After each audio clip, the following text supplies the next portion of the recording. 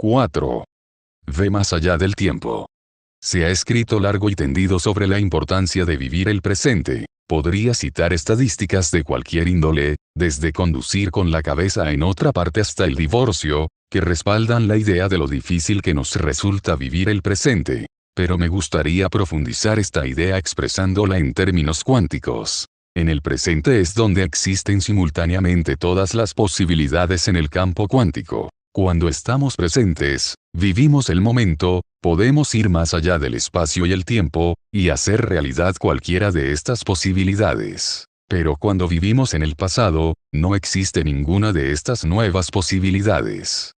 Has aprendido que cuando los seres humanos intentamos cambiar reaccionamos como adictos, porque nos volvemos adictos a nuestros estados químicos del ser habituales. Cuando tienes una adicción es casi como si el cuerpo poseyera una mente propia. A medida que las situaciones del pasado provocan la misma respuesta química que la del episodio original, tu cuerpo cree estar reviviéndolo. Y en cuanto lo adiestras con este proceso a ser la mente subconsciente, el cuerpo es el que lleva la batuta, se convierte en la mente y, por lo tanto, puede, en cierto sentido, pensar. He hablado de cómo el cuerpo se convierte en la mente por medio del ciclo de pensar y sentir y pensar. Pero con los recuerdos del pasado también ocurre lo mismo. El proceso es el siguiente: vivimos una experiencia con una carga emocional. Después tenemos un pensamiento sobre este episodio. El pensamiento se convierte a su vez en un recuerdo que reproduce de forma refleja la emoción de la experiencia. Si seguimos pensando en aquel recuerdo de manera repetida, el pensamiento, el recuerdo y la emoción acaban fusionándose en una sola cosa y memorizamos la emoción. Ahora vivir en el pasado ya es un proceso más subconsciente que consciente. El subconsciente se ocupa de la mayoría de procesos físicos y mentales que tienen lugar mecánicamente. La mayor parte de esta actividad sirve para que el cuerpo siga funcionando. Los científicos se refieren a este sistema regulador como el sistema nervioso autónomo. No necesitamos pensar en respirar, en hacer que el corazón siga latiendo, en su MMORIZACIONDLASMOCIONES. Emoción memorizada. Pensamiento, recuerdo, emoción. Emoción. El pensamiento es un recuerdo. Figura 4a. El pensamiento produce un recuerdo, que a su vez crea una emoción. Con el tiempo, el pensamiento se convierte en un recuerdo al que le sigue una emoción. Si este proceso se repite lo suficiente, el pensamiento acaba siendo el recuerdo, que a su vez es la emoción. Hemos memorizado la emoción. Viro bajar la temperatura corporal ni en ninguno de los otros millones de procesos que ayudan al cuerpo a mantener el orden y a curarse. Es evidente lo peligroso que puede ser ceder a este sistema automático el control de las respuestas emocionales diarias desencadenadas por nuestros recuerdos y el entorno. Esta serie subconsciente de respuestas rutinarias se han comparado de formas muy diversas con un piloto automático y con los programas automáticos de un ordenador. Estas analogías intentan mostrarnos que bajo la mente consciente hay algo que controla nuestra conducta. El siguiente ejemplo te ayudará a entenderlo mejor. Imagínate que siendo pequeño un día al volver a casa descubriste a tu mascota preferida tendida muerta en el suelo. En el cerebro se te quedó grabada a fuego, nunca mejor dicho, cada impresión sensorial de esta experiencia. La experiencia te asusta. Con experiencias traumáticas como esta, es fácil entender cómo las emociones se convierten en respuestas memorizadas inconscientes a situaciones del entorno que nos recuerdan la pérdida de un ser querido. A estas alturas ya sabes que al pensar en la experiencia creas en el cerebro y el cuerpo las mismas emociones que sentirías si estuviera ocurriendo de nuevo. Todo cuanto se necesita para activar este programa es un pensamiento fortuito o una reacción a una situación del mundo exterior y, de pronto, vuelves a sentir aquella profunda sensación de pena. El desencadenante puede ser ver un perro parecido al que tú tenías o visitar un lugar a donde lo llevabas de cachorro. Sea cual sea el estímulo sensorial, activa una emoción. Estos desencadenantes emocionales pueden ser evidentes o sutiles, pero todos te afectan a nivel subconsciente y, antes de poder procesar lo ocurrido, vuelves a sentir ese estado emocional químico de pena, rabia y tristeza. En cuanto te sucede, el cuerpo es el que dirige la mente. Aunque intentes salir de ese estado emocional, siempre te sientes como si estuviera más allá de tu control. Piensa en Pavlov y sus perros. En la última década del siglo VI, un joven científico ruso ató varios perros a una mesa, tocó una campanilla y luego les dio una sabrosa comida. Con el tiempo, después de ser expuestos muchas veces al mismo estímulo, los perros se ponían a salivar al oír la campanilla. Es la llamada respuesta condicionada y este proceso es automático. ¿Por qué? Porque el cuerpo empieza a responder de manera autónoma. Piensa en el sistema nervioso autónomo. La cascada de reacciones químicas desencadenadas en cuestión de milisegundos cambia el cuerpo fisiológicamente, y ello ocurre a nivel subconsciente sin que apenas nos demos cuenta o de manera automática. Es una de las razones por las que nos cuesta tanto cambiar. Aunque creamos vivir en el presente, el cuerpo, mente subconsciente está viviendo en el pasado. Si esperamos que suceda en el futuro una situación previsible basándonos en un recuerdo del pasado, estamos viviendo como esos canes. Una experiencia vivida con alguien o algo en particular en un determinado momento y lugar nos hace responder fisiológicamente de manera automática, o autónoma. En cuanto abandonamos las adicciones emocionales procedentes del pasado, ya no habrá nada que active los programas automáticos del antiguo yo. Así pues, es lógico que aunque pensemos o creamos vivir en el presente, lo más probable es que nuestro cuerpo esté viviendo en el pasado. De las emociones al estado de ánimo, el temperamento y los rasgos de personalidad, cómo se habitúa al cuerpo a vivir en el pasado. Por desgracia, para la mayoría de las personas, como el cerebro funciona mediante la repetición y la asociación de ideas, no es necesario vivir un gran trauma para que el cuerpo se convierta en la mente. Uno de los desencadenantes más pequeños pueden producirnos respuestas emocionales que nos parecen incontrolables. Por ejemplo, mientras vas en coche al trabajo haces una parada en la cafetería habitual para tomarte tu café preferido, pero descubres que ya no les queda. Decepcionado, te dices, ¿cómo es posible que una empresa tan importante como esta no tenga una buena provisión de un café con tanto éxito? Al llegar al aparcamiento de tu lugar de trabajo te irritas al ver un coche aparcado en tu espacio favorito. Y cuando coges el ascensor, descubres exasperado que alguien que lo ha usado antes que tú ha pulsado todos los botones. Cuando por fin llegas a la oficina, un compañero te pregunta, ¿qué te pasa? Hoy pareces estar de mal humor. Le cuentas tu historia y él te entiende perfectamente. Se la resumes diciendo, estoy de mala leche, pero se me pasará. Pero no se te pasa. Un estado de ánimo es un estado químico del ser, por lo general de corta duración, la expresión de una prolongada reacción emocional. Algo en tu entorno, en este caso, el camarero que no ha sido capaz de satisfacer tus deseos y otros pequeños incidentes, desencadena una respuesta emocional. Como las sustancias químicas de esta emoción no se usan al instante, sus efectos duran un rato. Se llama periodo refractario, es el tiempo que abarca desde el inicio de la liberación de estas sustancias hasta que el efecto disminuye. 2. Cuanto más dure el periodo refractario, más se experimentan esos sentimientos. Cuando el periodo químico refractario de una reacción emocional dura horas o días, es ya un estado de ánimo. ¿Qué ocurre si este estado de ánimo persiste? A partir de aquel día no has estado de demasiado buen humor y ahora durante la reunión de trabajo, al echar un vistazo a tu alrededor, lo único que se te ocurre es que alguien lleva una corbata horrenda y que el tono nasal de tu jefe es peor que el chirrido de unas uñas arañando una pizarra. Cuando llegas a este punto, ya no es solo un estado de ánimo, sino que estás reflejando un temperamento, la tendencia a expresar de forma habitual una emoción a través de determinadas conductas. Un temperamento es una reacción emocional con un periodo refractario que dura de semanas a meses. Pero cuando el periodo refractario de una emoción dura meses y años, esta tendencia se transforma en un rasgo de personalidad. En este punto los demás te describen como un amargado, resentido, iracundo o criticón. Los rasgos de nuestra personalidad suelen basarse en emociones pasadas. La mayoría de las veces la personalidad, como pensamos, actuamos y sentimos, está anclada en el pasado. Por eso, para poder cambiar nuestra personalidad, debemos cambiar las emociones memorizadas. Dejar de vivir en el pasado. Tiempo del periodo refractario, duración de una reacción emocional. COMOSSRANLOSDISTINTOSSESTADOSDLSR. EXPRINCIA. Horas, días. Estado de ánimo. Semanas, meses. Temperamento. Años. Rasgo de personalidad. Figura 4B grande. Progresión de distintos periodos refractarios. Una experiencia crea una reacción emocional que puede transformarse en un estado de ánimo, después en el temperamento y, por último, en un rasgo de personalidad.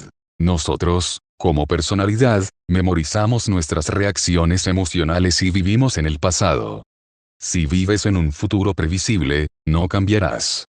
Hay otra cosa que nos impide cambiar. Quizá también estemos acostumbrando al cuerpo a ser la mente para vivir un futuro previsible, basado en el recuerdo de un pasado conocido, con lo que nos perdemos el precioso ahora. Como ya sabes, podemos acostumbrar al cuerpo a vivir en el futuro. Aunque, claro está, esto puede servirnos para mejorar nuestra vida, como cuando nos concentramos en una nueva experiencia, como hizo mi hija al crear el trabajo de verano deseado en Italia. Como su historia demuestra, si nos concentramos en una situación futura deseada y planeamos cómo nos prepararemos o comportaremos, llega un momento en que vemos ese posible futuro con tanta claridad y concreción que nuestro pensamiento empieza a transformarse en la experiencia. En cuanto el pensamiento se convierte en la experiencia, genera una emoción. Cuando empezamos a sentir la emoción de una situación antes de que ésta se materialice, el cuerpo, como mente inconsciente, comienza a responder como si la situación ya estuviera sucediendo. Pero ¿qué ocurre si empezamos a anticipar una experiencia futura no deseada o incluso nos obsesionamos con el peor de los escenarios, basándonos en un recuerdo del pasado? Seguimos programando el cuerpo para que experimente una situación futura antes de que ésta ocurra. Ahora el cuerpo ya no vive en el presente o en el pasado, sino en el futuro, pero en un futuro basado en alguna construcción del pasado. Cuando esto ocurre, el cuerpo no sabe distinguir la situación real de la imaginada. Como creemos que lo más probable es que esa situación imaginada nos pase en la vida, el cuerpo se prepara para ella, y empieza a vivirla de una forma muy real.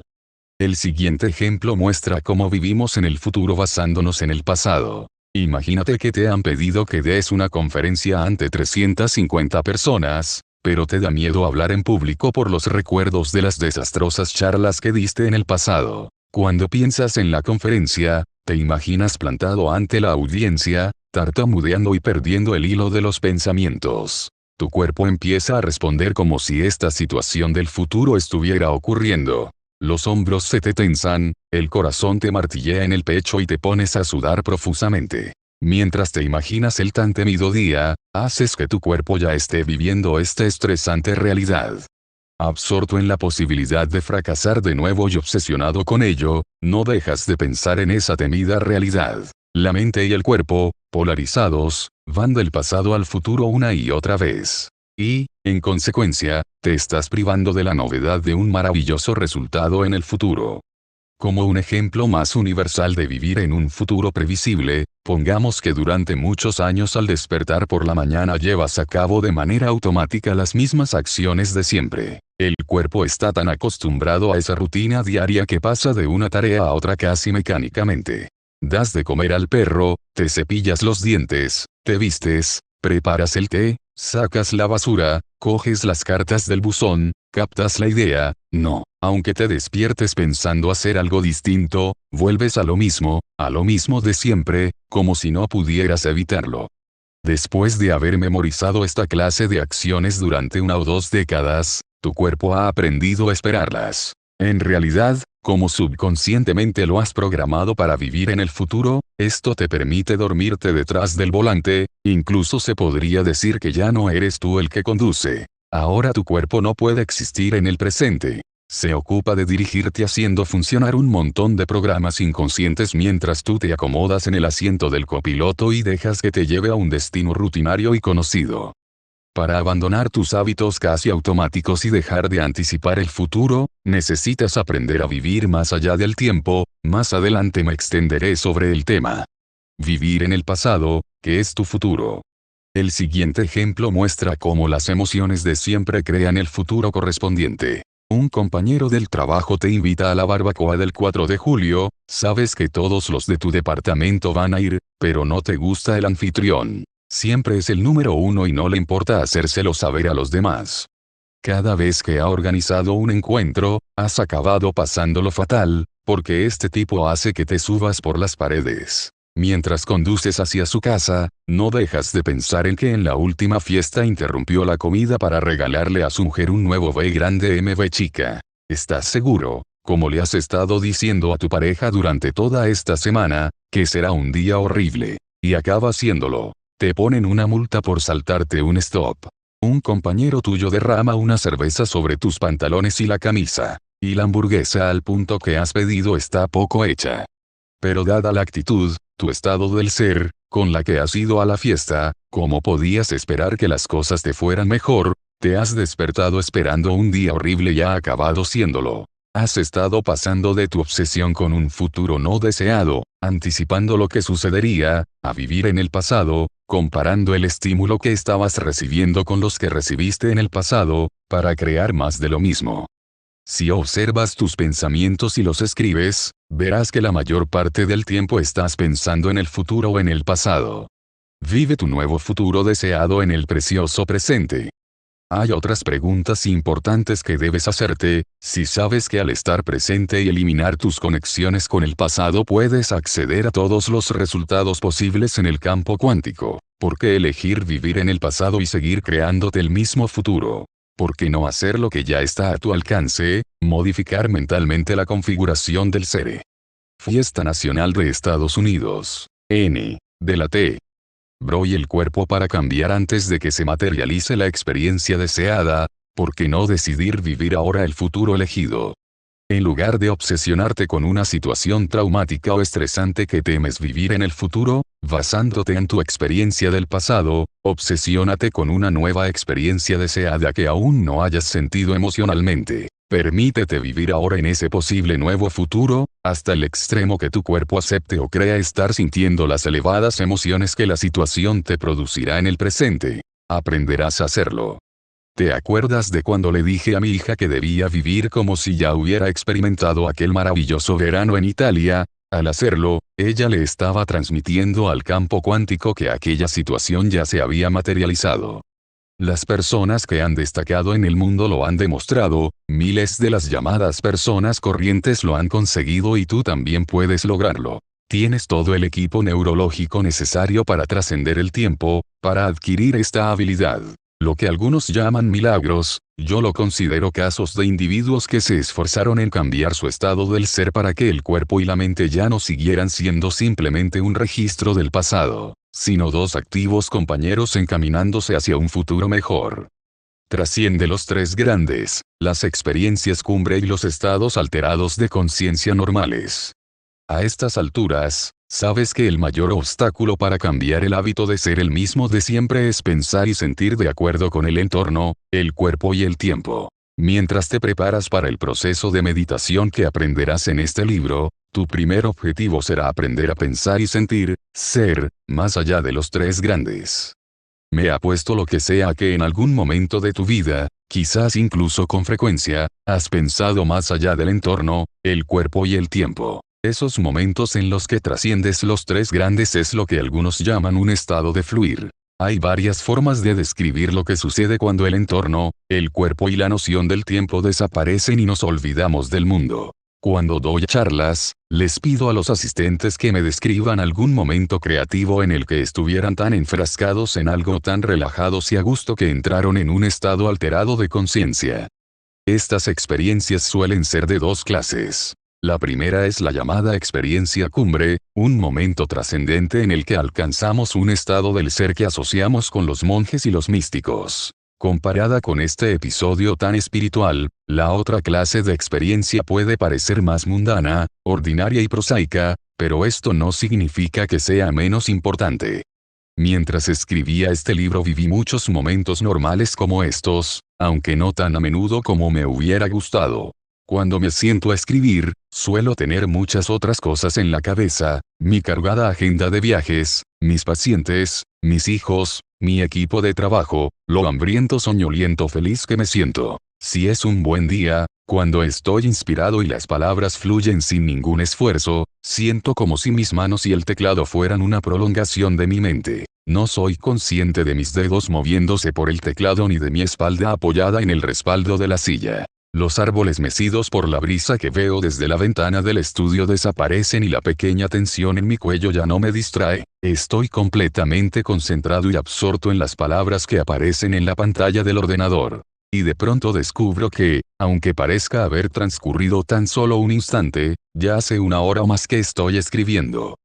Seguramente a ti también te ha ocurrido algo parecido mientras conducías, veías una película, disfrutabas de una cena en buena compañía, leías, tejías, tocabas el piano o simplemente estabas sentado en medio de la naturaleza en un lugar silencioso. No sé si a ti también te pasa, pero después de vivir uno de esos momentos en los que el entorno, el cuerpo y el tiempo parecen desaparecer, me siento como nuevo. No siempre se dan mientras estoy escribiendo, pero al terminar de escribir mi segundo libro descubrí que ahora me ocurren más a menudo. A base de práctica, he conseguido controlar el estado de fluir y ahora ya no es una experiencia tan fortuita o imprevista como antes. Trascender los tres grandes para vivir esta clase de momentos es esencial para despojarte de tu mente y crear otra nueva.